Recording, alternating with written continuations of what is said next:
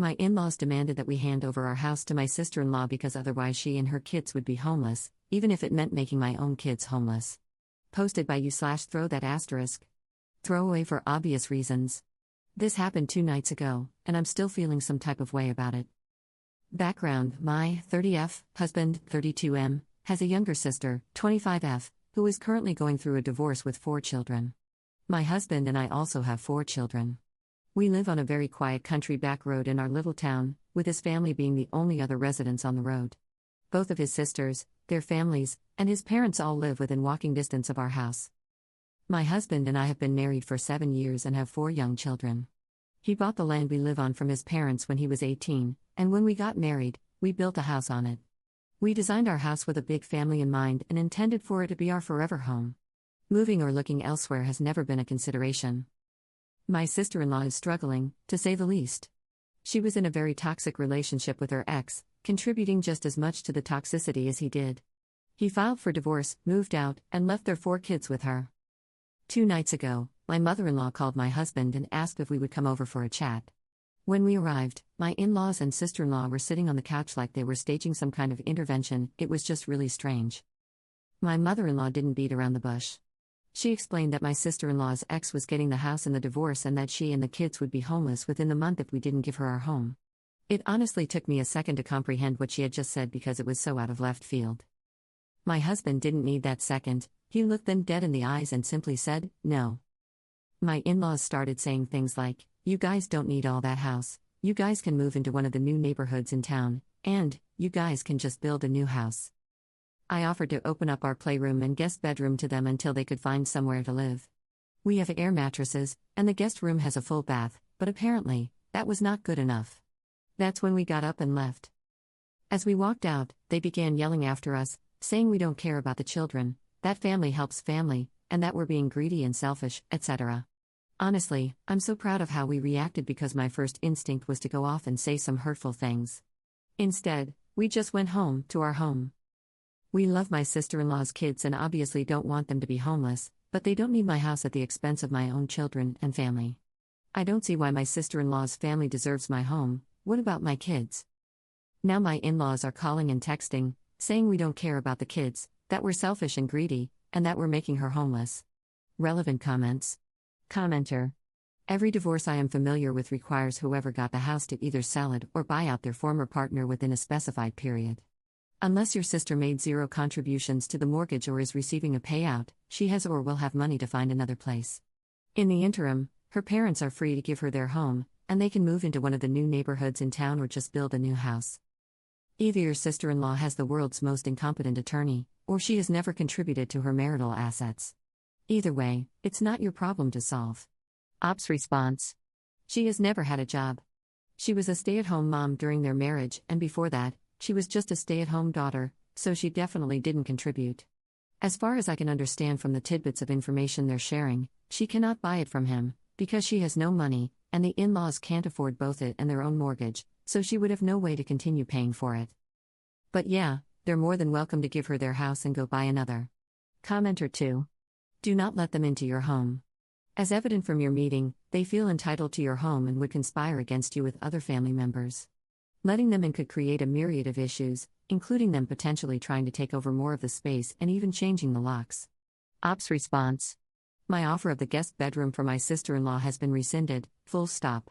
The kids are still welcome because they are innocent in this, but as of right now, any of my husband's family over the age of 5 is not allowed through my front door. Commenter 3. Are they going to buy your husband out, or do they just expect you to move out of a 6-figure investment because his sister is bad at relationships and planning? Ops response. There was no offer to buy it or pay the mortgage, it was literally presented as us handing over the house and just going somewhere else. Neither my husband nor I thought there would be any compensation for it, we would still be expected to pay for it. Commenter 4. How is the ex getting the house if she's the one with the kids? Assuming they're his kids, that is. Ops response. The house is his, bought and paid for by him, without her contributing a cent, so that definitely factors in. But from my understanding, she can't buy him out because she has no money, and the in-laws can't or won't buy him out either. I'm also understanding that he is paying quite a pretty penny in child support, so I don't think she would get the house paid for by him and child support. She may have had to pick one or the other, and I can say with certainty that she would choose child support money. Update 6 days later. Putting this here because it wouldn't let me update the post body. So, as many of you, and myself, thought, my sister-in-law was lying about a lot.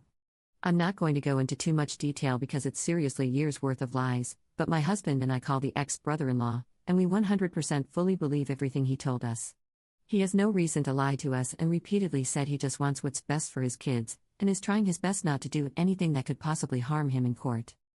She lied about him getting the house, lied about how much she was going to get in child support, and lied about how often she would have her children. Something else that came out is that her oldest child isn't even her ex's. Just so many lies. We feel incredibly stupid, deceived, and disgusted, to be honest. We told my in-laws everything he had said, and they were upset to find out she had been lying, but they kind of doubled down, saying, she must have had a good reason, she's backed into a corner, she's really going through a tough time, and a bunch of other BS. My sister-in-law was called and asked to join us.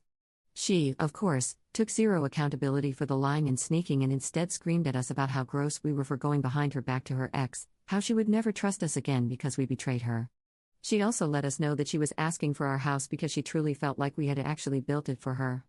Our kids' rooms were how she would have designed them herself. She would love to cook in my kitchen. She loves my bathroom layout, basically. Everything about my house is how she would have built it herself, and she thinks I must have somehow known she would need a home in the future.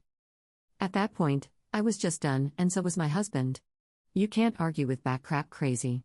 We left to a whole lot of screaming about no longer being family and not expecting to see them again. Honestly, I think never seeing them again is the only way to go from here. It's been a crazy few days since then.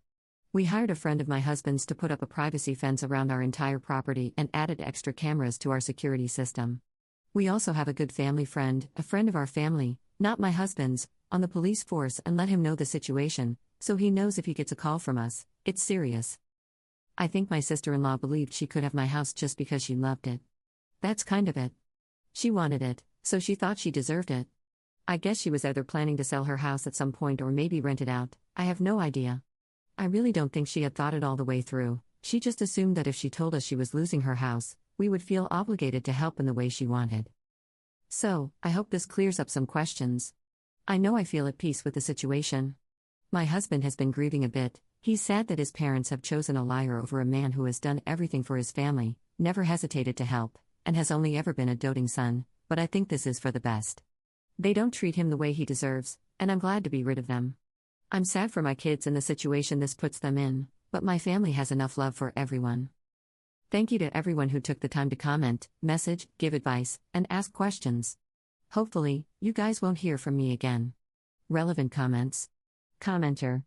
It's not even a surprise that the sister-in-law was lying. When upset her ex-brother-in-law would have gotten the house in the divorce and that the kids would be homeless, that should have been an eye-opener because, unless there's proof of neglect or abuse of any kind, family courts wouldn't send children to stay with a parent facing homelessness. I can't believe the in-laws bought into their daughter's lies. The only true victim here is the oldest of the sister-in-law's kids since he or she is a product of her infidelity, and it sounds like the ex-brother-in-law, understandably, is angry about that. Commenter 2. The sister-in-law is the golden child, that's how.